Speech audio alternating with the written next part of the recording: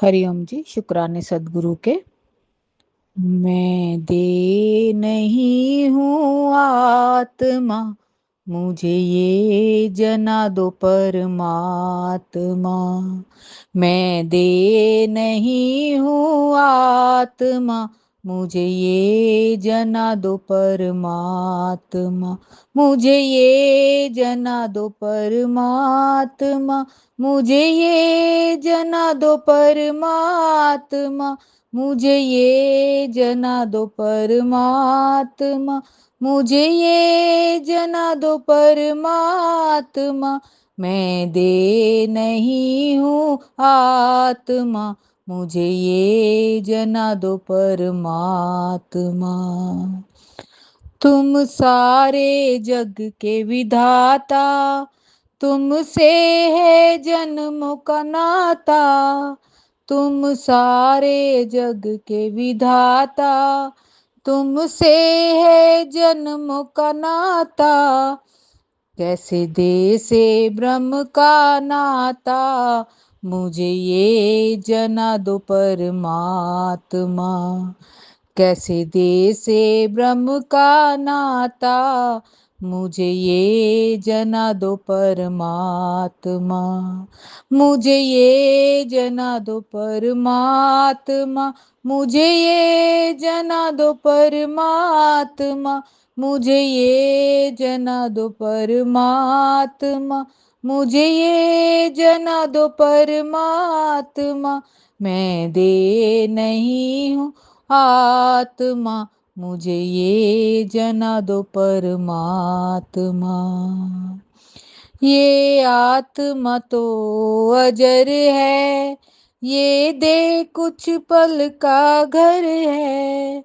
ये आत्मा तो अजर है, ये दे कुछ पल का घर है।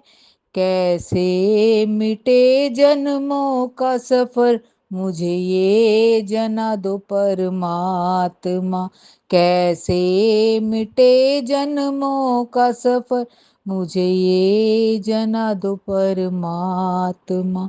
मुझे ये जना दो परमात्मा, मुझे ये जना दो परमात्मा। मुझे ये जना दो परमात्मा, मुझे ये जना दो परमात्मा। मैं दे नहीं हूँ आत्मा, मुझे ये जना दो परमात्मा। ना ही लकड़ी से जलाए, ना ही पानी से गलाए। ना ही लकड़ी से जलाए, ना ही पानी से गलाए। ना ही महिमा इसकी वेद गा पाए, मुझे ये जना दो परमात्मा।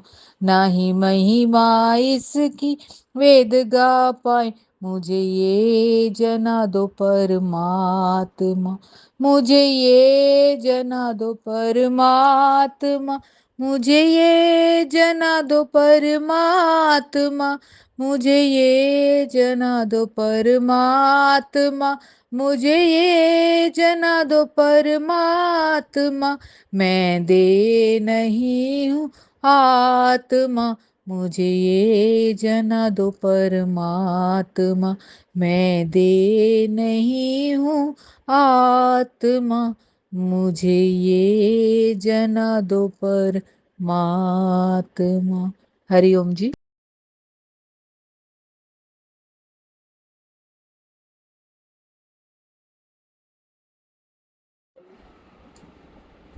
और सब बढ़िया। बहुत आनंद में आनंद पढ़ रहे हैं। सारी वाणी आनंद के ऊपर सुनी। क्या महसूस होता है अपने से? आवाज आ रही क्या पीछे से? मुझे लग रहा ठीक है। हाँ, अभी आ रही ठीक से आवाज? हाँ, कोई बताएगा आनंद का? हाँ, तुम बताओगे? बताओ कैसे आनंद मिला? आवाज थोड़ा और आगे बोलते हैं। गुरु बोलता है कि अभी की अपने आप में मतलब इग्नोर करना सीख। बस सबसे बड़ा काम है इग्नोर कर, और अभी की अभी सुखी हो जाएगा। बिल्कुल किसी पर ध्यान मत दे, अपने आप पे ध्यान दे। बस वो भी सुखी, हम भी सुखी। लेकिन किसी पे भी मतलब कोई को ये नहीं देखना कि किसकी अच्छाई किसकी बुराई। क्योंकि अच्छाई नहीं दिखती, बुराई बहुत जल्दी दिखती है। तो इग्नोर करना सबसे बड़ा है, इग्नोर करना से वेरी गुड, बहुत बढ़िया, बहुत बढ़िया। अब ये इसको अपना वचन बना लो। गुरु कहता है इग्नोर करना सीख, ये गुरु का वचन मेरा अपना वचन हो जाए। क्योंकि अगर हम कहें गुरु का वचन है तो प्रवचन हो गया, और अगर मेरा अपना वचन हो गया इसका मतलब मुझे बोध हो गया, मुझे जानकारी होगी, मैंने अपने आप को जान लिया और ये मेरा अपना है, इसकी मैंने कमाई करी है ना। जो वचन हमारे जीवन में लग जाता है वही हमारे मुख से निकलता है। अब कहीं भी कोई बात आने लगे ना, फट से एकदम से ये मेरा वचन है, मुझे इग्नोर करना है। क्योंकि वही ना अभी जैसे सुना वाणी ने कि आंखें अलग अलग है बनाई, मन के तो सब में एक है। जीवन अलग अलग है बनाया, जीवन दाता एक है। कैसे इग्नोर करेंगे? जैसे हम अपनी बुराइयों को इग्नोर कर देते हैं, कितनी जल्दी हम भीतर में आते हैं। अब ये मैंने किया नहीं, मेरा भाव नहीं था, मेरे से हो गया। भले आप गलती करें, ऐसे अब तो हम गलती भी नहीं कहते, हम तो कहते हैं कि हो गया, बस अचानक से हो गया, है ना। ऐसे ही सामने वाला जब मेरा ही स्वरूप है तो उसने किया नहीं, हो गया, लेट इट गो, जाने दो, छोड़ो, बस यही आनंद है। ये तो एक बात को लेके कितने कितने दिन, कितने कितने महीने, कितने कितने साल उस बात को खींचते जाते थे। वो चिंगम की तरह खींचते गए, तो क्या वो फीकी हो जाती है। सार तत्व तो उसमें कुछ होता ही नहीं। तो हमें भी समझ आ गया कि सार तत्व तो इसमें है ही नहीं। अच्छा, फिर दूसरी बात एक और भी आती है, अगर सामने वाले ने कुछ करा, कुछ किया, मुझे क्या फर्क पड़ा? मैं तो आनंद स्वरूप आत्मा, मुझे क्या फर्क पड़ा? तो मेरे आत्मा तक तो पहुंचा नहीं, सबका बाहर बाहर का ही है ना, तो छोड़ो फिर। क्योंकि गुरु ने अब मेरे भीतर में वो ज्योत जगा दी, वो आनंद प्रकट करवा दिया। अब मैंने अपने उस आनंद में रहना है, तो आपको सही भी लगेगा। हम अपनी बात ही करते हैं, पहले कोई बात होती थी काफी पहले तो हम जल्दी भड़क उठते थे। अब देखते हैं कोई इतनी बड़ी बात भी आ गई, हम कहते नहीं, हो गया ना, अचानक हो गया, उसके भाव तो ऐसे नहीं थे ना, वो हो गया, बस बात खत्म। यही आनंद की अवस्था है। यही हम अपने आनंद में आ गए, फिर वही आनंद हमारा बढ़ते परमानंद में बदली हो गया।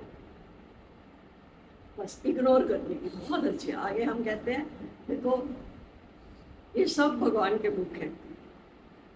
हम ज्यादा इस पे स्ट्रेस देते थे एक्सेप्टेंस, इसे एक्सेप्ट करो, इसे स्वीकार करो। अब इन्होंने उसका वो कह दिया कि इग्नोर करो। अच्छा बताया, बहुत बढ़िया। बस इसको अपना वचन बना के मुझे ही खुश रहना है, क्योंकि ये जिंदगी जो है ना, ये जीवन, ये जो मुझे मिला है ना, ये मैंने जीना है, मैंने इसको एंजॉय करके जाना है अच्छे से। मुझे नहीं देखना किसी को। कहते हैं ना समाज की तरफ से आंख बंद कर दो, आंख कैसे बंद करनी है? थोड़ा सा दिमाग से सोचो कि मेरा कोई लेना देना नहीं है। ये सब जो भी है ना, अगर एक बात मान के चलोगे ना कि ये फिल्म बनी पड़ी है। एक पिक्चर देखने जाते हैं, फिल्म देखते हैं, उसमें कितनी तरह के सीन होते हैं।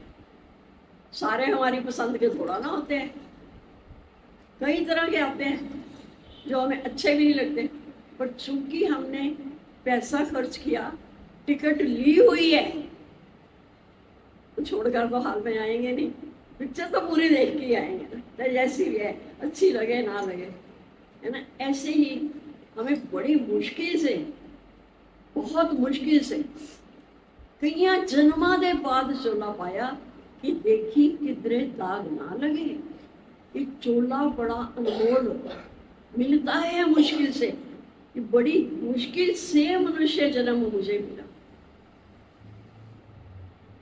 पशु पक्षियों को तो पता ही नहीं है बेचारों का ना, उनको तो अपने होनेपन का एहसास ही नहीं है कि हम कुछ हैं। किसी पशु को पता है कि मैं पशु हूँ, पक्षी को पता है कि मैं पक्षी हूँ, उनको तो पता ही नहीं है। लेकिन हम कितने भाग्यशाली हैं कि परमात्मा ने ये जो हमें इतना अनमोल, इतना मूल्यवान, ये जो हमें मनुष्य जन्म दिया है ना, कई जन्म के बाद चोला, कई जन्म लेने के बाद ये चोला हमें मिला। इसकी हमें कदर करनी है। और भोंग रहा कुत्ता, उसको नहीं पता बाहर भोंग रहा, पर मुझे, चलो हम कहते हैं जो करता है भगवान बड़ा अच्छा करता है, भले ही हम स्मॉल आई से शुरू, भले ही हमारा जब हम पैदा हुए, जब तक सत्संग में नहीं आए, तो हमें क्या समझ आ रही थी? छोटी में। और हमें पता भी नहीं था कि छोटी में और बड़ी में भेद क्या है। हमें सिर्फ पता था मैं। ये तो गुरु के सामने जब हम आए तो हमारे चिट्ठे खुले कि हम क्या थे और अपने को क्या मान रहे थे। हम सब छोटी मैं में ही फंसे पड़े थे ना। शुक्राने, अरे पानी नहीं आ रहा नल में, उससे अच्छा है ना पानी आ रहा है भले गंदा ही है, हम उसको फिल्टर कर लेंगे, उसको छान लेंगे, उसको उबाल लेंगे, पानी तो है ना। अब हमारे में वो है ना, ये हम इसको पानी को छान के पी सकते हैं, ना आने से तो अच्छा है ना। ऐसे ही हम उन पशु पक्षियों से तो अच्छे हैं ना, जिनको अपनी छोटी मैं का भी नहीं पता। मैं कुत्ता हूँ, मैं बिल्ली हूँ, मैं घोड़ा हूँ, मैं गधा, उनको तो ये भी नहीं पता। हमें चाहे अहंकार भी था, अहंकार किसका था? मैं मनुष्य। तो वो हमारा जो अहंकार, वो गुरु ने आकर निकाला ना। और पहले हम कहते हैं हमारी छोटी मैं भी अच्छी थी, कि छोटी मैं थी तो गुरु ने आज हमें बड़ी मैं में लाके खड़ा कर दिया। अब हमें कम से कम अपने होनेपन का तो पता लगने लगा कि वास्तव में मैं हूं कौन। गंदा हूं, मंदा हूं, सब कैसा भी हो, जो मैंने मान रखा था, जब हम सदगुरु के सामने आए तो सच्ची वो कहते हैं ना, एक एक भजन की लाइन भी जिन्होंने बनाई ना, हम उनके भी शुक्राने करते हैं कि जन्मों जन्मों के गुनाह माफ किए, ऐसी सतगुरु की ये अदालत है। इस सत्संग को तुम कुछ भी बना लो, ऐसी सतगुरु की अदालत लगी हुई है, जिसमें आते हैं हम अपना झूठे केस हो, सच्चे केस हो, वो पेश कर देते हैं। जब हमने अपना गुनाह कबूल कर लिया वकील के सामने, है ना, तो फिर वकील क्या कहते हैं? तूने मेरे सामने तो कर लिया, पर जज के सामने मुकर जाना। अब वो जज कौन है? वो निराकार परमात्मा। अब उसके सामने हम कहाँ से मुकरना है? ये नहीं कि गलती करके मुकरना है। पहले जो हमारे सबसे अंदर बड़ा अहंकार होता है ना, वो हमारे सदकर्म का अहंकार होता है। वो सदकर्म मैंने किया। वो सदकर्म का जो अहंकार है ना, वो हमारे खाते में प्लस हो जाता है। जब सदकर्म को मैंने अपने में माना तो कहते गुरु आ जाओ जेल में। इसीलिए गुरु ने हमें कहा कि तुम उनको जा, मैंने सदकर्म किया ही नहीं। फिर अगर सदकर्म मैंने नहीं किया, अब मैं अच्छा हो गया, तो अब मैं अच्छे कर्म नहीं करता। जब मैं अच्छे कर्म नहीं करता, फिर आपको एक दिन एहसास होगा कि बदकर्म, मैं तो बदकर्म भी नहीं करता। अब भगवान कृष्ण ने गोपियों के साथ रास रचाई, अर्जुन को इतना बड़ा गीता का ज्ञान दिया, उन्होंने अपने में नहीं माना ना। सिर्फ अर्जुन जो लेने वाला आया था, वो पात्र इतना सुपात्र था कि भगवान कृष्ण अपने को रोक नहीं पाए। कब से उनके पांडवों के साथ चल रहे थे भगवान कृष्ण, बचपन से ही उनके साथ थे, पर वो ऐसा कोई आया ही नहीं समय, या ऐसा कोई मतलब सामने वो लेकर ही नहीं आया समर्पण भाव कि जिसको भगवान कृष्ण ज्ञान देते। एक अर्जुन जब आया, जब उसने वो इतना समर्पण किया, तो तब भगवान कृष्ण ने उसे गीता का ज्ञान दिया। आज अगर हम देख रहे हैं हमारा जीवन में इतने इतने बड़े परिवर्तन आ रहे हैं, कैसे अंदर जाकर अपने आप को लगता है अरे मैं तो सगरी बदल गई। हम अपने से देख रहे थे, अरे अगर यही बात पहले हुई होती तो कितना हम भड़क उठते सामने वाले पर भी, और अपने को ज्यादा परेशान करते। पर आज लगा नहीं, कुछ नहीं, मुंह ही नहीं खुल रहा। सच्ची में हमें तो एकदम से वो बात याद आ गई, ये भी 2 दिन पहले सुना ना, कि गणेश जी का मुख छोटा। अगर हम भी ऐसे, चाहे कथाएं हैं, कहानी हैं, हमने भी अंदर से थोड़ा निकाली, कहीं से सुनी सुनाई, कहीं से पढ़ी हुई, आप लोगों को बता देते हैं। अब जो हमने सुना ना, सुनने का फायदा क्या होता है, सत्संग में आने का फायदा क्या होता है, जब हम उनको सुनते हैं ना, हम उसी का ही रूप हो जाते हैं। एकदम भीतर से विचार है। कल ये वाणी में चला था ना कि गणेश जी का मुख छोटा और कान बड़े। तो कान कैसे? छज की तरह। फिर छज की तरह क्यों बनाया? यानी जो तूने भीतर में ग्रहण करना है ना, तो वो छज की तरह, जैसे छज गंद को निकाल देता है, अच्छे को रख लेता है, ऐसे ही तू भी ऐसा ही कर। बस ऐसे लगा कि बस एक आया, झोंका आया, चला गया। इतना जब अपने में परिवर्तन देखते हैं तो सदगुरु के शुक्राने निकलते हैं। तो वही भगवान कृष्ण ने इतना कुछ किया, इतना कुछ किया, उसके बाद उन्होंने कंस को भी मारा। उनको कोई पाप लगा? और अगर देखें महाभारत का युद्ध, अर्जुन को करने को तैयार नहीं थे। उसने तो अपने सब अस्त्र शस्त्र सब फेंक दिए थे कि मैंने युद्ध नहीं करना। तो भगवान ने उसे प्रेरित किया ना युद्ध करने पर। अब उसने, कुंती ने तो दोष लगा दिया, गंधारी ने, जो कौरवों की माँ थी, उसने दोष लगा दिया कि कृष्ण ये सब तेरे करके हुआ है, अगर तू चाहता तो इस युद्ध को रोक सकता था, तूने ही अर्जुन को प्रोत्साहित किया ये युद्ध करने के। पर उन्होंने अपने में माना ही नहीं। क्यों? क्योंकि उनको पता था ये युद्ध होना था। भगवान को तो जानी जाननार, उन्हें पहले ही सब पता था कि ये युद्ध होगा। और वही भगवान जो गोपियों के साथ रास रचाते थे, नटखट वो मक्खन चोरी करके खाते थे, मटकियां फोड़ते थे, और उन्हीं के मुख से सारा आत्मा का ज्ञान निकलेगा। उसके बाद जो भी हुआ, चाहे वो महाभारत का युद्ध हुआ, चाहे कंस का वध हुआ, उन्होंने अपने में माना ही नहीं। क्योंकि वो किसके लिए उन्होंने किया? उनका क्या कोई अपना स्वार्थ थोड़ा था? एक हमें जनाने के लिए। सही में यही भीतर में बात आ रही थी कि एक अर्जुन आज सामने आया, उसने समर्पण किया, उसे उसका स्वरूप जनाने के लिए भगवान ने गीता में ये आत्मा का ज्ञान दिया। तो वो आज का अर्जुन भी मैं हूं, मैं ही इसको अर्जित करने के लिए आया हूँ। ज्ञान को कौन लेने आया है? मेरे को ही सारा। यहाँ आओ ना, अपने को बिल्कुल असंग करके बैठो। मैं एक अकेलो आयो जग में, मैं एक अकेलो आयो सत्संग में। मैं सत्संग में एक अकेला आया हूँ। मुझे नहीं पता मेरे साथ वाला आया भी है कि नहीं।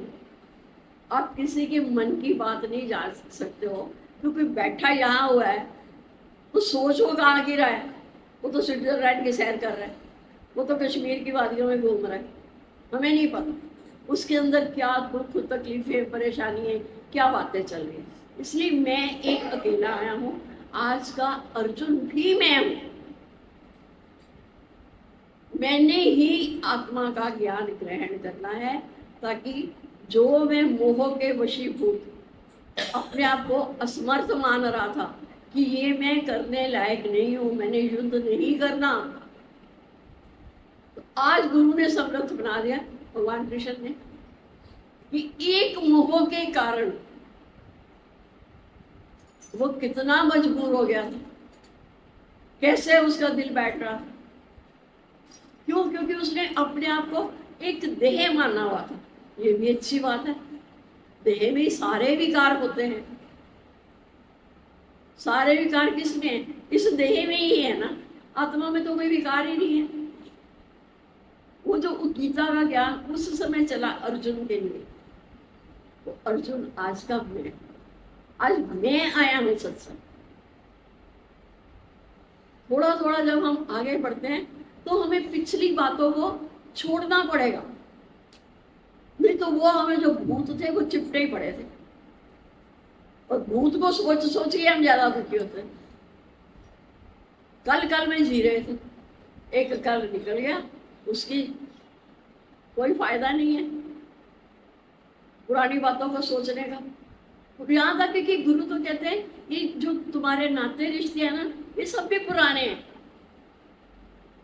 वैसे को कहने को तो कह दो भले, ओल्ड इज गोल्ड, पर अगर हम उससे लेसन लें फिर तो बड़े अच्छे। लेकिन अगर बिना बात के ही हम उनके साथ चलते रहे तो हमारा क्या हाल होगा। बड़ा एक अच्छा सुन रहे थे, सुना है हमने, हमारे अंदर से कुछ नहीं निकला, कल भी सुना शायद। एक बता रहे थे दृष्टांत कि एक वृद्ध व्यक्ति था, उसके पास ना बहुत समय से एक छाता, वो जहां भी जाता था ना छाते को लेके जाता था, मतलब बहुत सालों से, बड़ा पुराना छाता। सब कहते थे क्यों लेके जा रहा है? कहता कुछ पता थोड़ा है कब धूप तेज हो जाए, कब बरसात आ जाए, छाता तो साथ में होना ही चाहिए ना। ठीक है, एक दिन वो और उसका मित्र जा रहे थे, रास्ते में बहुत तेज बरसात हो गई। अब उस मित्र ने कहा भाई इतनी देर तो तूने छाता खोला नहीं, इतने साल तो जरूरत नहीं पड़ी नहीं, तो आज तो अपना छाता खोल। कहता नहीं मैं इसको खोल नहीं सकता, ये खुलेगा नहीं। तो उसने कहा कोई बात नहीं, तू मुझे दे, मैं खोल देता हूँ। कहता नहीं इसमें जंग लगा हुआ है, इतना पुराना हो गया, ये खुलेगा नहीं। उसने कहा तू मुझे दे तो सही, मैं खोल देता हूँ। कहता है खोल भी देगा तो फायदा नहीं है, क्योंकि इसमें जगह जगह छेद हो रहे, इसमें जगह जगह छेद हो रखे हैं। तो फिर उसने कहा तू छाता फेंकता क्यों नहीं? कहते क्या करूँ, ये तो मेरी जान है। मतलब एक बेजान चीज के साथ भी इतना प्यार है, उसे भी फेंकने को तैयार है जिसका फायदा नहीं। तो हम अगर अपने से देखें कि हम कितनी ऐसी बातों को अपने अंदर धारण किए हुए हैं जिनका कोई फायदा नहीं। और तो और बातें तो बातें, ये जो हमारे रिश्ते पुराने, ये जो हम एक दूसरे के मोह में फंसे पड़े हैं, इसका फायदा क्या होगा? मोह वाला हमें दुखी करके जाता है या सुखी करके जाता है? मोह से तो हम दुखी होते हैं ना। तो इसीलिए गुरु हमें कहते हैं ना, वो पुराना छाता छोड़ दे, अब तू नई जगह आ गया है, अब तू सत्संग में आ गया है, अब तू उससे लगने लगा जो हर समय तेरे साथ। अब कहता है ना वो नीली छतरी वाला, अब छतरी उसके हाथ में है ना। तो हमें तो ये भी परवाह नहीं कि बारिश आएगी या धूप होगी, क्या होगा भैया नीली छतरी वाले का है, उसका हाथ हमारे सिर पर है, उसकी छतरी भी हमारे साथ है। अब हमने छाता उठा के करना क्या है? पुराना छाता क्या करना है? व्यर्थ। यानी जो व्यर्थ की चिंता, फिक्र, टेंशन हमारे अंदर पड़ी हुई है ना, गुरु हमें उसको निकालने की कला सिखाता है।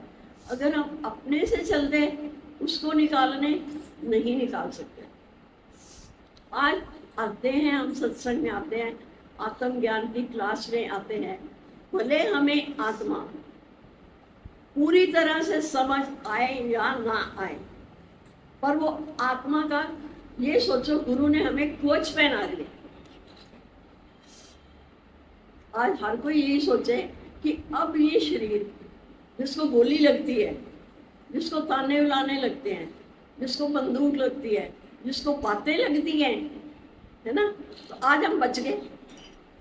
आज हमें दुनिया भले कुछ भी कहे, दुनिया को इसमें खुशी मिल रही है कि मैं इसको बेवकूफ़ कह दूँ, हम कहते हैं ठीक है, बन जाओ बेवकूफ़। कोई आज हमें सामने से गाली दे जाए, हम कहते हैं ठीक है, गाली के भी सारे संत ने अपना जो था अर्थ था वो और कर रहे थे।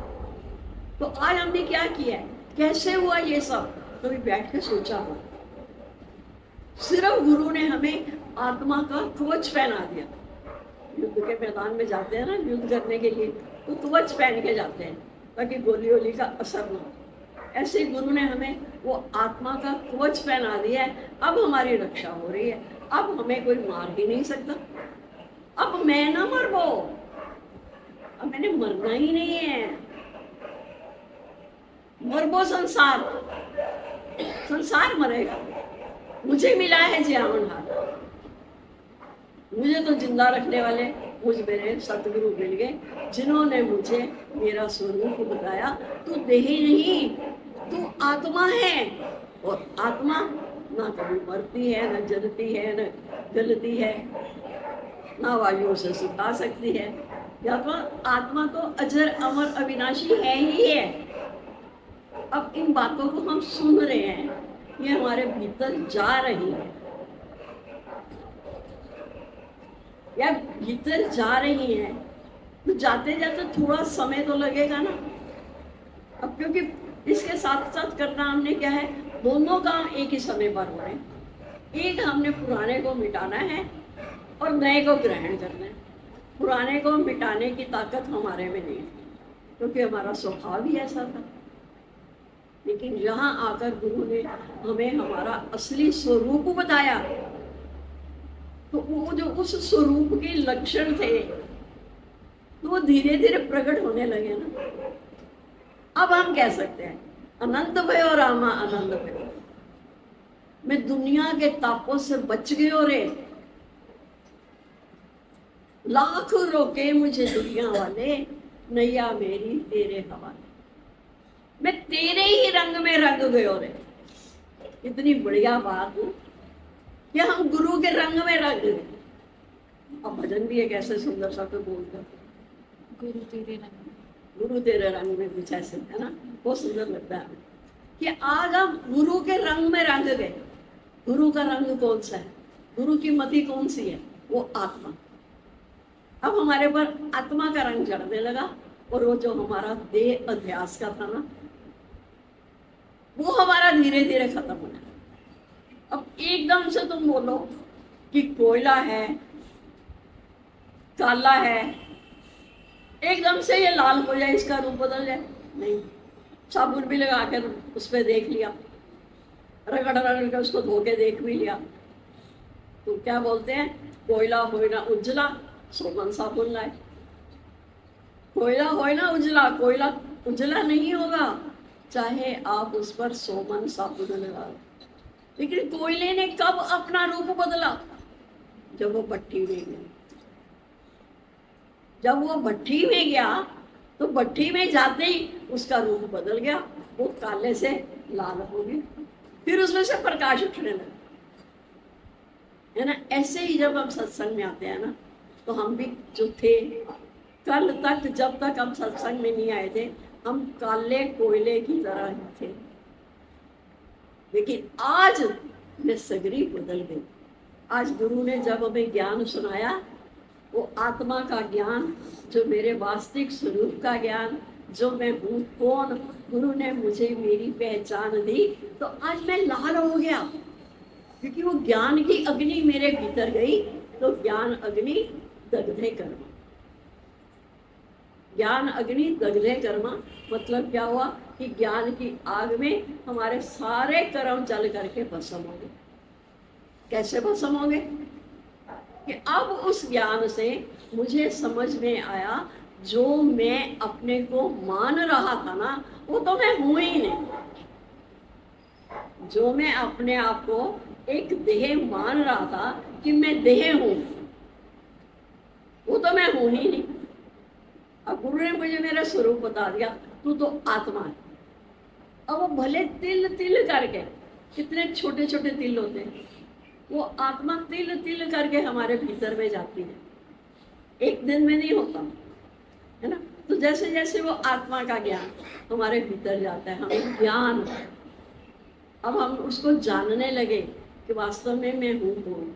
जब मुझे अपनी पहचान मिल ही गई कि मैं आत्मा हूँ, तो अब मैं कोयले से लाल हूँ, काले कोयले से मेरा बदल गया रूप, मैं लाल हो गया। और जैसे उसमें से कोयले में से निकलती है आग, प्रकाश सा ही निकलता है ना, ऐसे मेरे भीतर जो मेरा आत्मा का प्रकाश था वो निकलने लगा।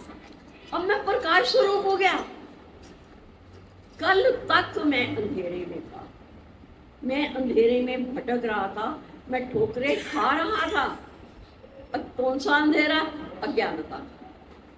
अगर आज संसार में हम भी दुखी है और आज संसार भी दुखी लगा पड़ा है, तो सिर्फ एक ही कारण है। आप बैठ के सोचो, इसके ऊपर थोड़ा विचार करो, थोड़ा एकांत में बैठ के इसका मनन करना कि अगर हम दुखी थे और सारा संसार भी अगर दुखी लगा पड़ा है, तो किसके कारण? एक अज्ञानता के कारण। एक हमारे भीतर अज्ञानता थी कि हम अपने को जानते नहीं थे कि मैं कौन हूँ। मुझे अपने स्वरूप का ही पता नहीं था। जिसको मैं मान रहा था अपना, वो गुरु कहता है वो तो है ही नहीं, वो तो तेरा साधन है, प्रभु मिलन का साधन है। अब ट्रेन में हम बैठे हैं, ट्रेन हमें बॉम्बे लेके जा रही है, अब हम अपने को क्या मान लें कि मैं ट्रेन हूँ, मैं तो उसमें बैठा हुआ हूँ ना, ट्रेन चल रही है ना। ऐसे ही मैं अंदर में वो आत्मा, वो प्रकाशवान, वो ज्ञान स्वरूप, वो आनंद स्वरूप, वो मैं, उसको मैंने मानना है। पहले झूठी से भी जबरदस्ती से भी मानना है, फिर उसको जानना है। अब जानने का हम अगर चलें तो हमारे से जाना भी नहीं जाएगा। पर कैसे गुरु हमें जना देते, कैसे प्रेम प्रेम प्रेम प्रेम प्रेम गुरु हमारे भीतर, वो कड़वी दवाई होती है सही में। पहले शुरू शुरू में लगता है कि आत्मा कड़वी दवाई है।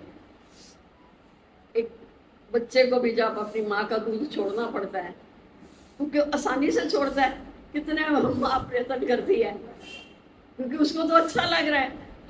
पर माँ को पता है ना कि अगर जब तक ये दूध ही पीता रहेगा, ये संसार की और कोई चीज़ खाएगा नहीं, और भी चीज़ें चाहिए। तो ऐसे ही गुरु को भी पता है कि ये इसका देह अध्यास ऐसे जाएगा नहीं, पर इसको देह अध्यास से परे करना है। तो देह अध्यास से परे करने के लिए गुरु ने अब हमें आत्मा का ज्ञान सुनाना शुरू कर दिया। अब वो मेरा अपना स्वरूप, समझ आए या ना आए, और प्रिय बहुत लगती है ना। एक आत्मा कहने से ही ऐसा लगता है जैसे पता नहीं हम कहाँ से कहाँ पहुंच गए, क्योंकि आत्मा और परमात्मा में भेद ही नहीं है। जिस परमात्मा को हम ढूंढने में लगे हुए थे,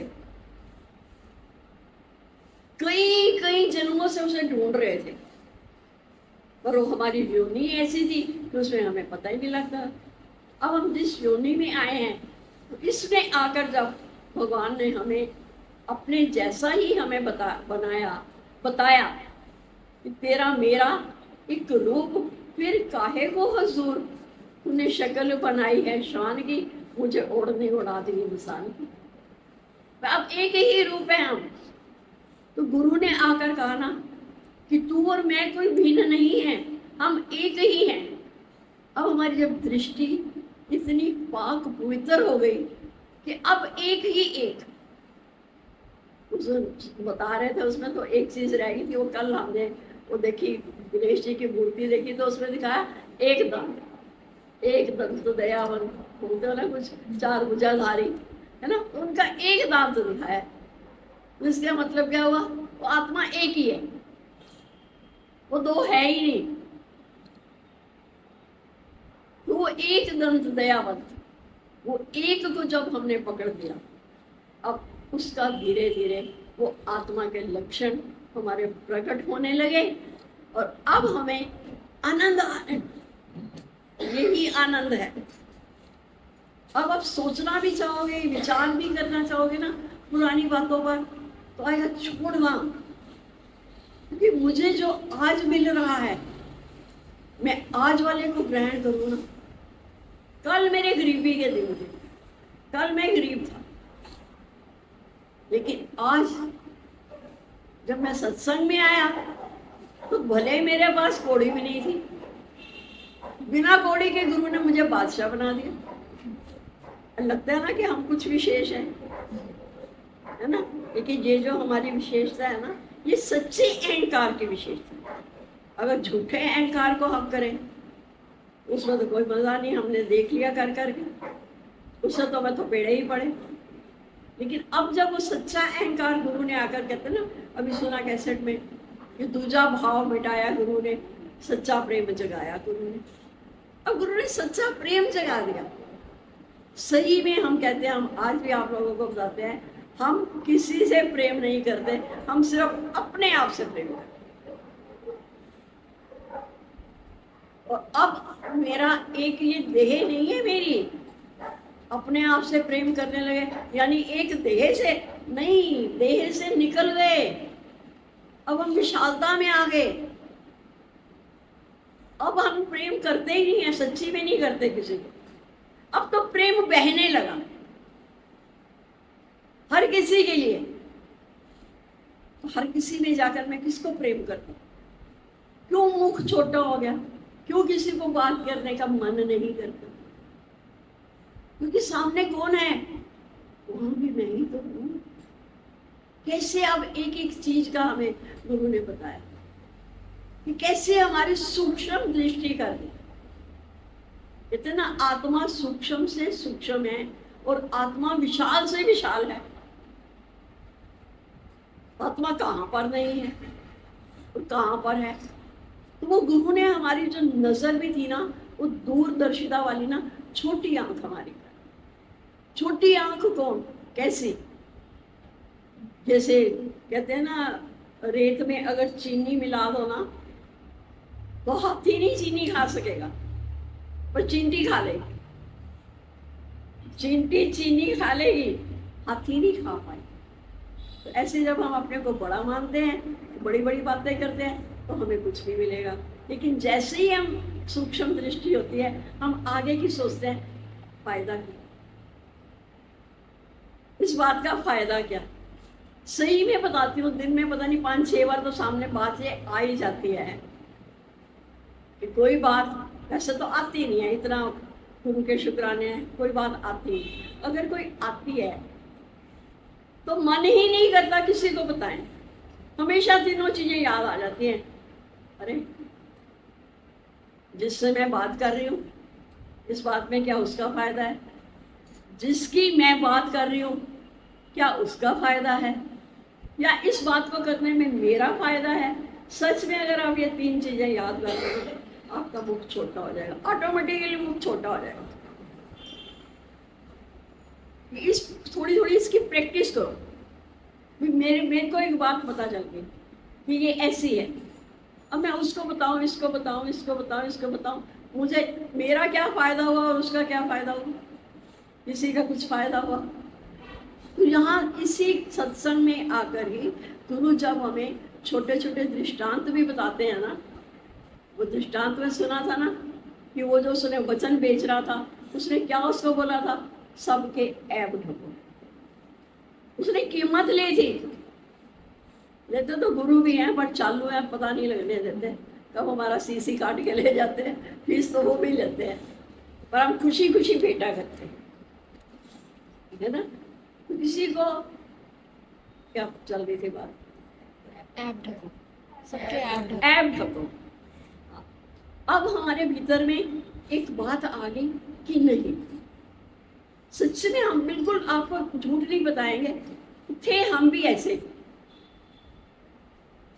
पर निंदा पर चर्चा कुछ और था नहीं, उसी में अच्छा लगता था, बहुत ज्यादा नहीं तो थोड़ी थोड़ी तो जरूर करते थे, पर एकदम अब किसी की होती है, अरे ये उसका ऐब है, अब मैं किसी को क्यों बताऊं, क्यों बात फैलाऊं, क्यों, क्योंकि वहां दूसरा तो है ही नहीं ना, मैं वहां किसकी बात कर रहा हूं, अपनी तो बात कर रहा हूं। अपना कपड़ा उठाएंगे तो अपना ही पेट नंगा होगा ना, ये सर्वत्र मैं ही तो हूं, क्या फायदा क्या है इसका, कि इसने सर्वत्र मैं ही तो हूं, इसने हमें सब बातों से छुड़ा करके एक परमात्मा में लीन कर दिया। अब जब मेरा मन परमात्मा में इतना लीन हो गया कि अब परमात्मा और मैं, आत्मा और परमात्मा, अब ये दोनों जुदा रहे ही नहीं, अब ये है ही एक ही ब्रह्म है, और वो भी कौन है, एक, शैतान नहीं है, वो एक को ब्रह्म द्वितीयो नास्ति, वो एक ही ब्रह्म है, दूसरा तो है ही नहीं। तो अब मुझे अपने होनेपन का एहसास होने लगा। जब इतना हम अपने आप को भगवान को समर्पित कर देते हैं, भगवान कौन, कैसा भगवान, निराकार शक्ति, बस वो एक बात महसूस करें कि उसकी दो आंखें मेरा पीछा कर रही, चाहे मेरा गुरु मेरे साथ नहीं, मेरा भगवान हर समय मेरे साथ नहीं होता, पर उसकी दो आंखें मेरा पीछा कर रही हैं, वो मुझे देख रही हैं, सावधान कि अब मैंने बड़ी मुश्किल से तेरे जो थे कटे 84 के चक्कर, जो तेरे प्रेमी बन जाते, गुरु ने अब मेरे वो 84 का चक्कर खत्म कर दिया। कितना देखो इस ज्ञान की महानता, देखो सच में हम तो कहते हैं वारी जाए बलिहारी जाए ऐसे सदगुरु पर, जिन्होंने हमें इतना ज्ञान दिया और साथ ही हमारा क्या किया, फाड़ दिया, अरे फाड़ दिया, सब लेखा गुरु ने मेरा फाड़ दिया। जो भी मैं पिछले 84 लाख में करके आया था, उसी का मैं फल भुगत रहा था, बस फर्क क्या था, रो के भुगत रहा था, भुगतना अब भी पड़ता है, जो लिखा है वो तो भुगतना ही पड़ेगा ना। ज्ञानी भुगते हंस के, अज्ञानी भुगते रो। कर्मों के हिसाब किताब तो सबको देने हैं, जैसे प्रहलाद का भी सुनते हो कि उसकी उसमें था लिखा हुआ था कि ये आग में जाएगा, उसने आग में जाना है, पर कैसे भगवान ने अपने भक्त को बचा लिया, उसको छुई भी नहीं आप। ऐसे ही यहाँ पर जब हम आते हैं तो हमारा गुरु हमें सब तरफ से बचा लेता है कि वो जो कर्मों के इतने हमारे कितने हम कर्म करके आए थे, उन सारे कर्मों का लेखा जोखा गुरु ने लेके फाड़ दिया, फट गया पुराने लेखे। अब मेरा नया जन्म हो गया ना, पहले मैं माता पिता के गर्भ से आया था, तब मैं संसारी था। अब जब मैं गुरु के मुख से पैदा हुआ तो गुरु ने कहा तू देह नहीं, तू आत्मा है। जो तूने किया, जो तूने कर्म किए, तूने अपने आप को एक देह, एक शरीर मान के किए, पर शरीर तो तू है ही नहीं, तू शरीर तो है ही नहीं, तू तो है ही आत्मा। तो सब लेखा जोखा गुरु ने लेके फाड़ दिया, पर इसके साथ गुरु ने और क्या बता दिया, अब सावधानी, अब सावधानी हटी तो दुर्घटना घटी। अब सावधान होना है कि अब कोई नया कर्म मेरे खाते में जमा ना हो सके। अब कोई नया कर्म बन गया, फिर एक कर्म बना तो एक योनि हमारे सामने तैयार हो जाएगी। ये 84 लाख योनियां बनती कैसे हैं? जब हम कर्मों को अपने में मान लेते हैं। इसीलिए गुरुओं में सदकर्म और बदकर्म दोनों से बचा लेते हैं कि ना तो अपने आप को सत्कर्म करने वाला मान, ना ही तो अपने आप को बदकर्म करने वाला मान। बस एक तो अच्छा हो जा। अच्छा मतलब कैसा? तू पाक हो जा, तू पवित्र हो जा। और पाक और पवित्र तू है, तू आत्मा है। वही एक वस्तु तो एक ही है। एक वस्तु पूछे तो पाक, ना पूछे तो ना पाक। फर्क क्या है? अब आप देखो संतों महात्माओं में और आप में क्या फर्क है, आम जनता में क्या फर्क है? सब वही सेम है। लेकिन उन्होंने जब अपने वस्तु मतलब वस्तु, एक वस्तु ने जब अपने को पहचान लिया, एक वस्तु जाने तो पाक, तो पाक पवित्र हो गए। उन्होंने जान लिया कि मैं हूं कौन। और जिसने एक वस्तु को नहीं जाना, वो वस्तु जो सबसे प्रिय है, सबसे उत्तम है, सच में जब से उसको जाना तो ऐसी गुरु खुद की देता है ना, शाहों की भी मुझे परवाह नहीं। कि आज हमें शाहों की भी परवाह नहीं है। व्यवहारिक स्वरूप को मुझे मेरा पता था। अब मैंने इसको जान लिया तो मैं पाक पवित्र हो गया। अब मेरे सारे दोष जो थे गुरु ने लेके सब खत्म कर दिए। वो ज्ञान की अग्नि में जाके मेरे सारे कर्म जल के राख हो गए। अब मुझे पता लग गया ना कि वो तीन लोक का स्वामी, सो एम आई, वो मैं हूं। नीचो थोड़ा सा अपने को ऊपर, ऊंचाइयों पर ले जाओ। तीन लोक का स्वामी, सो एम आई, मैं हूं। आ गया अंदर में आना, मैं हूं ये एक घट में। और फिर मैं ही तो हूं। सब में कौन है? मैं ही तो हूं। ये मेरा ही स्वरूप तो है।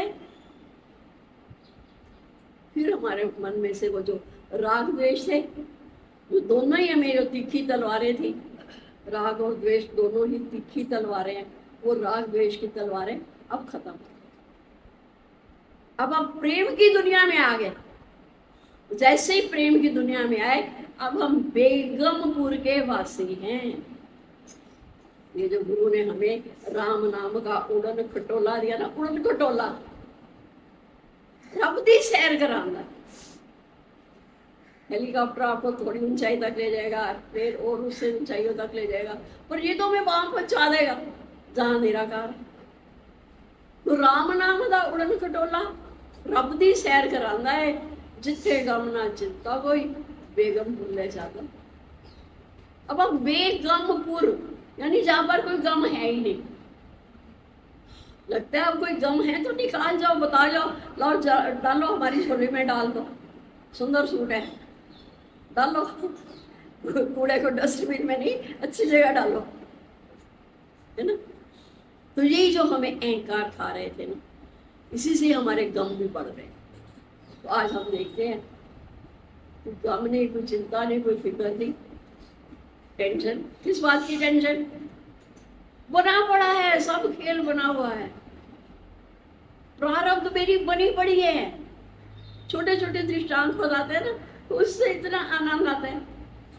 क्योंकि वो एक संत था, पहले चला कि नहीं, संत ही था, रोज सुबह 4 बजे उठता था, अपना गंगा जी पर स्नान करने के लिए जाता था। और वहीं पास में ही गंगा जी जहाँ स्नान करने जाता था, वहीं पर राजा का महल था। बड़े सालों से जा रहा था। ये प्रारब्ध की बात आ रही है कि जब फिक्स है। तो एक दिन जब वो सुबह 4 बजे स्नान करने जा रहा था, तो उसको 2-3 आदमियों ने पकड़ लिया कि आप संत जी गंगा स्नान करने जा रहे हो? बोले हाँ। कहते आप चलो महल के अंदर चलो, हम वही पानी लाकर गंगा जी का आपको स्नान करा दें। संत ने बोला भी मेरा महल में क्या काम? बोले नहीं आप चलो, आपको चलना पड़ेगा। अब संत जी बेचारे भोले भाले आदमी, वो चले गए। जैसे ही गए उनको वहाँ बिठा के गंगा स्नान कराया, फिर उनको क्या किया, अच्छे अच्छे राजसी वस्त्र पहना दिए और फिर मुकुट भी उनको पहना दिया। तो संत बड़ा हैरान कि ये सब क्या हो रहा है। कहते भाई बात ऐसी है कि यहाँ का जो राजा था ना, उसकी रात को मृत्यु हो गई है, उसका शरीर शांत हो गया है और उसका कोई वारिस नहीं है। तो वो कह गया था कि जो कोई सुबह पहला आदमी दिखाई देगा ना, वारिस तो कोई है नहीं, उसी को यहाँ का राजा बना देना। और उस बेचारे संत को, फक्कड़ फकीर को जरूरत नहीं थी, और प्रारब्ध का खेल, उसको जबरदस्ती राजा बना दिया। अब अंदर से तो वो संत था, राज्य करने लगा, ये ठीक है जो भगवान ने ड्यूटी दी है वो करो, प्रारब्ध का खेल है। अब करते करते उसको कुछ टाइम हो गया, प्रजा बड़ी खुश होगी कि संत था, अच्छा था, दीन था। अब वो होते ना पास के राजा को, वो पास वाला राजा भी अच्छा था, जो दूसरा पड़ोसी राजा था, पर उसको थोड़ी जलन हुई कि ये इतना अच्छा कैसे है, तो क्यों ना इस बार मैं हमला करके इसका राजपाट भी मैं ही ले लूं। जब उसने आक्रमण मतलब अभी करने की सोच ही रहा था, तैयारी कर ली थी, तो जब इसको संत को पता लगा तो ये कहता है कि उसको क्या चाहिए, उसको राजपाट चाहिए। मैं तो संत हूँ, मुझे तो जबरदस्ती राजा बनाया गया है। उसने अपने प्रजा से पूछा वो साथ का राजा है कैसा, पड़ोसी राजा। कहते बहुत अच्छा है, अपनी प्रजा से बहुत प्यार करता है, पर चूंकि राजा को भूख होती है ना कि मैं और अपना विजय प्राप्त करूं, तो ये उसकी भूख जाग उठी है, थोड़ी जलन हो गई है, वैसे राजा बड़ा अच्छा है। संत को बात समझ में आ गई। उसने कहा अगर वो राजा इतना अच्छा है, मेरे को राज्य से कोई मोह नहीं, मुझे तो जबरदस्ती राजा बनाया गया है, चलो मैं उसके पास चलता हूँ। उसने अपना मुकुट उतारा, एक थाल में रखा और उसके पास गया। तो कहता वो हैरान हो गया कि ये कैसे आ गया, साथ में अपने मंत्री को भी ले गया। तो वो राजा कहने लगा आप यहाँ कैसे आए। कहते कुछ नहीं, मैं तो संत महात्मा हूँ, मुझे तो कुछ चाहिए ही नहीं, आपको राज्य चाहिए ना, तो आप आक्रमण नहीं करो, मैं आपको अपना मुकुट देता हूँ, आप मुकुट पहनो, आप वो राज्य भी संभाल लो। जब ऐसी उसने बात करी तो साथ वाला राजा तो बड़ा मतलब उसे बहुत प्रभावित हो गया कि ये इतना अच्छा है। तो उसने उससे माफी मांगी कि नहीं मैं आक्रमण नहीं करूंगा, वो तुम्हारा राज है, तुम ही करो। यानी उसकी प्रारब्ध फिर उसको वहां ले गए।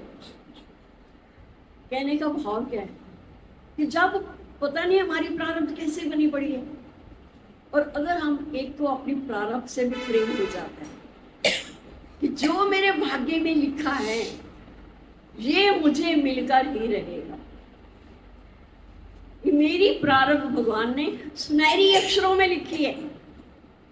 सच में मेरे जैसा भागो वाला होगा कौन जमीन पर, हमें तो कोई दूसरा दिखाई नहीं देता।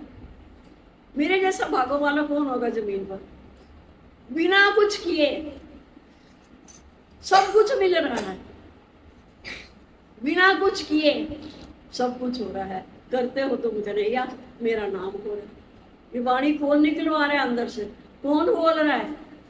अगर हमारी ताकत और हिम्मत होती तो हम गुरु मिलने से पहले बोलते हैं। ये सब क्या था, सच्ची में एक गंदी नाली के गंदे कीड़े को गुरु ने आप समान बना दिया। आश्चर्य, यही आश्चर्य होता था अष्टावक्र जी को, आश्चर्य। तो राजा जनक को भी होने लगा कि आश्चर्य, जब गंदी नाली के गंदे कीड़े थे, लेकिन कैसे हम उभरंगी कीट के हाथ में आए, तो उसने आप समान बनाया और बना के छोड़ दिया, बना के फिर अपने पास नहीं रखा। और सदगुरु भी क्या करते हैं, आप समान बना के छोड़ते हैं कि अब तुझ में मुझ में कुछ भेद नहीं है। मैं भी उसके निराकार के कार्य में लगा हुआ हूँ, तू भी निराकार का कार्य कर। गुरु की एक देह सब जगह तो पहुंच नहीं सकती, कैसे वो अंदर से वाणी निकलवाता है। हमें सच में आश्चर्य होता है, अचंभव होता है। अभी भी आपने जो निराकार रूप से वाणी लगाई, हम उसको सुन रहे थे, हम कहते ये वाणी कब चली। आया 1 मिनट के लिए जहन में आया, ये वाणी कब चली थी, हमें तो पता ही नहीं, हम तो आज सुन रहे। इसका मतलब मैं करता हूँ ही नहीं, मैं किसी भी कर्म का करता नहीं हूँ। क्योंकि मुझे पता है कि करता सो भरता सो मरता। जो करेगा वो भरेगा भी और वो मरेगा भी। लेकिन अब मैंने मरना ही नहीं। ना मैं कर्म में, ना मैं योग में, कितना अच्छा बोल दे, मैं अपने वास्तविक स्वरूप में स्थित हो गया। ऐसे करते करते करते करते धीरे धीरे करके हम जब सीढ़ियाँ चढ़नी ऊपर शुरू करते हैं, हमें नहीं पता लगा कि वो हमारी नीचे की सीढ़ी कब छूट गई। छोड़नी नहीं पड़ी। छोड़ी क्या हमने? क्या हमने पाठ करना छोड़ा? क्या हमने गुरुद्वारे जाना छोड़ा? क्या हमने मंदिर जाना छोड़ा? कुछ नहीं छोड़ा हमने, वो छूट गया। क्योंकि जब सदगुरु ने मेरा हाथ पकड़ लिया तो सदगुरु ने मेरा हाथ पकड़कर मुझे ऊपर ही ऊपर चढ़ाया। बस उन ऊंचाइयों पर जितना जितना हम हल्के होते जाएंगे, ऊंचाइयों पर चढ़ने में मजा आएगा। भारी को मुश्किल है, भारी को जो भारी है उनको चलना मुश्किल है, लेकिन गुरु ने हमें हल्का, इतना हल्का कर दिया, सूखा पत्ता में पड़ के पहुंचने, वो सूखा पत्ता हो गया। अब मैंने अपने आप को प्रारब्ध के हवाले कर दिया। अब मुझे नहीं पता, मेरे मन में इच्छा नहीं कि मैंने आगे जाना है, पीछे जाना है, इधर जाना है, इधर जाना है। जिधर की हवा आई वो पत्ते को लेंगे। वैसे हम भी सूखा पत्ता में बन के पवन में उड़ू। अब मैं उड़ने लगी, सूखा पत्ता पवन में हो जैसे। सच में ऐसे ही क्या बताएं, आप भी रोमांचित होते होंगे अगर हम होते हैं तो। क्या गुरु भाव भी भोर कर देते हैं कि वो आनंद है क्या। सच में वो ये गूंगे का गुड़ है। गूंगा गुड़ खा के बता नहीं सकता। किसी ने पूछा ना गूंगे से कि तू गुड़ खा रहे, कितना मीठा, कितना मीठा, इतना मीठा, इतना मीठा, इतना मीठा। तो वो हंस पड़ा। उसने गुड़ उसके हाथ में पकड़ाया, कहता तू खा के देख, तू चख के देख। ऐसे हम इतने अपने आप को भाग्यशाली क्यों कहते हैं? क्योंकि जब हम सत्संग में आते हैं तो गुरु भी हमें यही कहता है, कोई भेद नहीं छुपाता, सारे भेद खोल खोल के, और कहां से औरों के भी अब तो चुरा के आपको बता देते कि कहीं से इनको वो एक रस आने लगे, वो आनंद रस आने लगेगा ना, ऐसा जाम पिला मेरे साहिबा, होश बेहोश तू कर दे।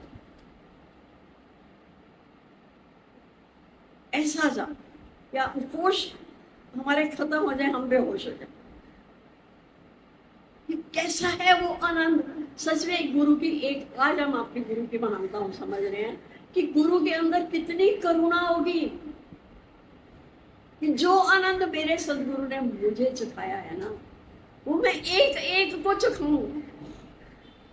सही में आप मानोगे कि शायद हम लोगों के आपके मुख पर तारीफ कर रहे हैं, नहीं, आप हो इस लायक कि आप इस रस को पीने के लायक हो, तभी तो आप यहां तक आए। दुनिया तो सोई पड़ी है। कल भी बोला किसी को आया करो, ओए होए सवेरे तो माइया का ही रोला होता है। अरे तुम आना शुरू करो, माई देखो ही नहीं, देखो ही भगवान। तुम क्यों देखते हो माई? जब तुम यहाँ आने लगोगे तो उसके भीतर बैठे भगवान को भी पता लगेगा ना, तो वो अपने आप चेंज करेंगे। हम तो यही देखते थे, सत्संग में कोई बाधा आती नहीं थी, एक मन ही बाधा था जो ऐसे बेकार की उठ पटांग बातें सोचता रहता था। वो पागल प्रोफेसर, गुरु ने कहा उसका खात्मा कर दिया, अपने आप को निराकार के समर्पित कर दिया। अब वो जो आनंद स्रोत बहने लगा। और अब हम ये भी नहीं, तुम लोगों को तो हम ये भी नहीं कह सकते कि आनंद स्रोत बहने लगा पर तू उदास है, अचरज जल में रहकर मछली को प्यास है। ये आप लोगों के लिए नहीं है, क्योंकि आप इसके असली हकदार हो गए हो। पहुंच गया जो सत्संग में,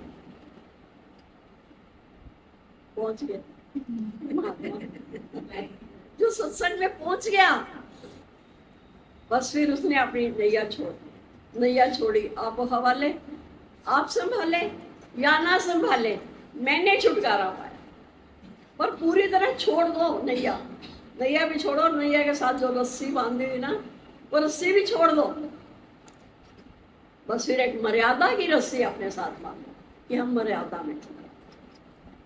संसार में रहकर पहले हम अपनी मर्यादा खुद से संभाल रहे थे, पर नहीं, अब हम कहते हैं जिसका जीवन है ये मर्यादा भी उसी की।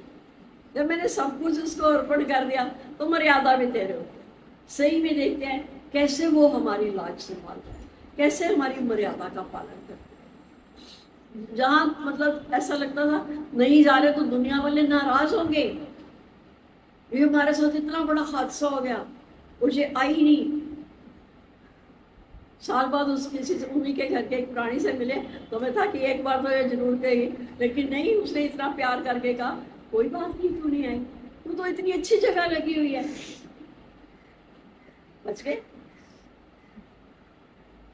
अब लोगों ने भी कहना बंद कर दिया क्योंकि उनके घट में भी तो वही बैठा है ना, जो मेरे इस घट में बैठा है वो ही उनके घट में बैठा है ना, वो ही निश्चय करता है ना कि नहीं अब ये अच्छी जगह लग गई। तो आप अपनी वैल्यू कम नहीं कराओ। आप भाग्यशाली नहीं, अति अति अति भाग्यशाली हो जो यहाँ तक पहुंच गए। बड़े भाग्य होते हैं उसके। मैं उच्चा भागा वाली, आज राम मेरे घर आए, आज मैं इस चीज की हकदार बनी कि मुझे ये ब्रह्म ज्ञान का सत्संग ब्रह्मनिष्ठी गुरु के मुख से सुनने को मिल रहा है। ब्रह्म श्रोत्री तो बहुत होते हैं तो ब्रह्म की व्याख्या कर देंगे और टिके हुए नहीं होंगे। यहाँ पर तो हमारे जो हमें गुरु मिले, ब्रह्मनिष्ठी गुरु, जिनकी ब्रह्म में इतनी निष्ठा है कि वो सब कुछ भगवान के हवाले करके चैन से बैठे। ऐसे ही हम भी यहाँ आए तो जो हमारे भीतर में इतना बड़ा भगवान ने हमें आनंद में कोश दिया है। अभी सुना ना कि वो जो आनंद में कोश था वो भगवान ने अर्जुन को भी नहीं दिया था, सारे को बता दिया था सब कुछ, द्वंद्वी जोड़े सब बता दिए थे, पर आनंद नहीं बताया था। लेकिन वो आनंद मिलता कब है? जब हम सच्चे दिल से सतगुरु के सामने आकर अपना सरेंडर करते हैं।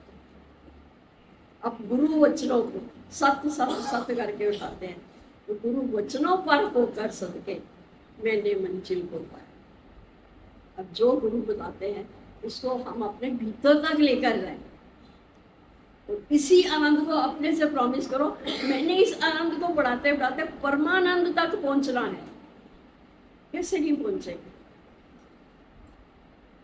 अगर हमारे गुरु पहुंच सकते हैं हम क्यों नहीं पहुंचेंगे? बस सिर्फ अपनी पहचान करके जाओ, सिर्फ एक अपने आप को जानने से ही सारी समस्याओं का समाधान हो जाएगा। फिर हमारे भीतर वो जो मोक्ष की इच्छा है, गुरु तो बैठे हुए, मोक्ष की इच्छा का मतलब क्या? वो मोह को क्षय करना। अब देखते नहीं हो कि संसार से मोह कम होने लगा, अब उससे मोह ज्यादा होने लगा।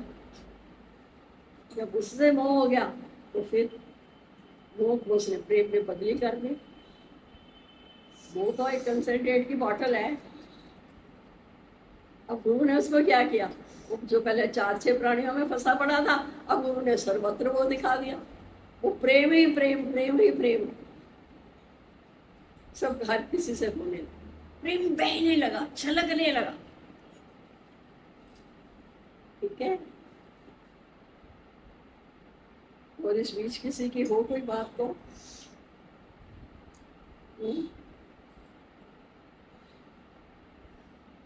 तुम सुनते हो, तुम थकते नहीं हो?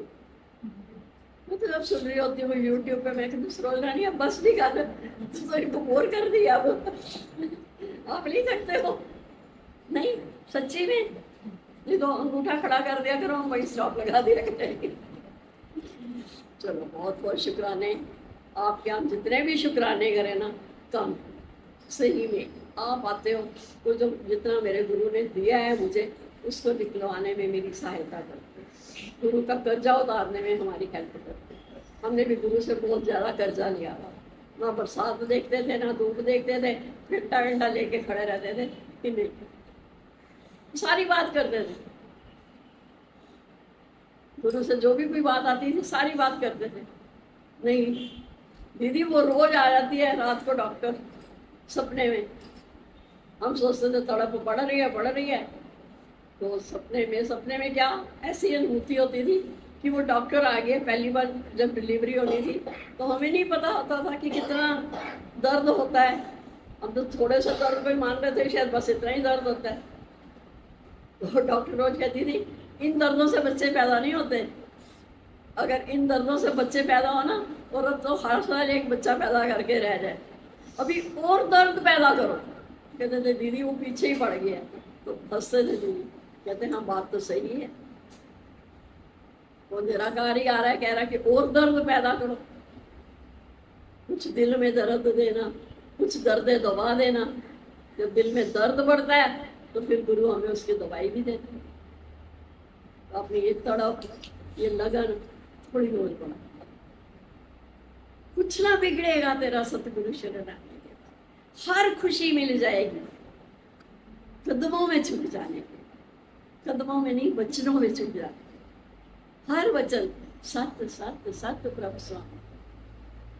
नहीं ज्ञान याद रहता कोई परेशानी की बात नहीं, बस वो चला गया है, वो कैप्सूल मेरे अंदर चला गया है, वो अपने आप जाके वर्क करेगा। अब नहीं मेरे तो ये सिर में दर्द है, ये पैर में दर्द है, नहीं चला गया कैप्सूल बस।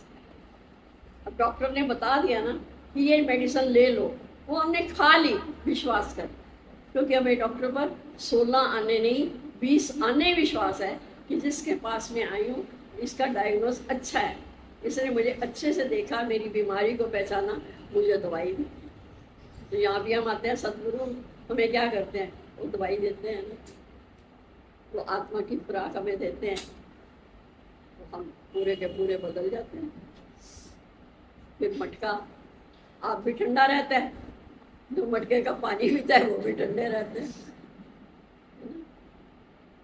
एक एक शुक्राने हैं, आप एक एक हीरे मोती हो, हीरे मोती बड़ी मुश्किल से बड़े भाग्य से यहाँ तक पहुँचते हैं। बस नहीं आना दूसरी बार, दूसरी बार नहीं आना। जब हमारे कर्म ही कोई खाते में नहीं होंगे हम आएंगे ही, छुट्टी। शुक्राने आप सबके, शुक्राने, हम आपके शुक्राने करते हैं।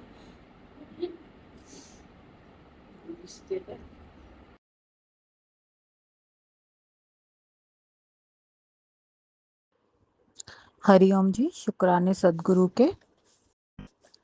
चरणों में तेरे रह कर भगवन प्यार ही प्यार मिला। श्रद्धा से जब पूजा मैंने ब्रह्म का ज्ञान मिला। चरणों में तेरे रह कर भगवन प्यार ही प्यार मिला। तुम संग कैसी प्रीत लगी थी, छूटा जग मुझसे। जादू तूने ऐसा किया कि छूटा जग मुझसे। बंधन सारे छूट गए जब तूने बांध लिया। श्रद्धा से जब पूजा मैंने ब्रह्म का ज्ञान मिला। चरणों में तेरे रह कर भगवन प्यार ही प्यार मिला। गुजर गया हर पल दुख का जब तेरा ध्यान किया। हर मुश्किल आसान हुई जब तूने साथ दिया। मोह माया में फंसा हुआ मैं अब आजाद हुआ। श्रद्धा से जब पूजा मैंने ब्रह्म का ज्ञान मिला। चरणों में तेरे रह कर भगवन प्यार ही प्यार मिला। जीना मरना सीखा भगवन जग में जी करके। जीते जी मर जाना कैसा सीखा अब तुझसे। तू ही है अब माझी मेरा नैया पार लगा। श्रद्धा से जब पूजा मैंने ब्रह्म का ज्ञान मिला। चरणों में तेरे रह कर भगवन प्यार ही प्यार मिला। जहर भी पीना कह दे अगर तो वो भी पी लेंगे। राजी जिसमें तू है भगवन वैसे जी लेंगे। बिन पिए मदहोश हुआ ये कैसा जाम दिया। श्रद्धा से जब पूजा मैंने ब्रह्म का ज्ञान मिला। चरणों में तेरे रह कर भगवन प्यार ही प्यार मिला। श्रद्धा से जब पूजा मैंने ब्रह्म का ज्ञान मिला। चरणों में तेरे रह कर भगवन प्यार ही प्यार मिला। हरिओम जी।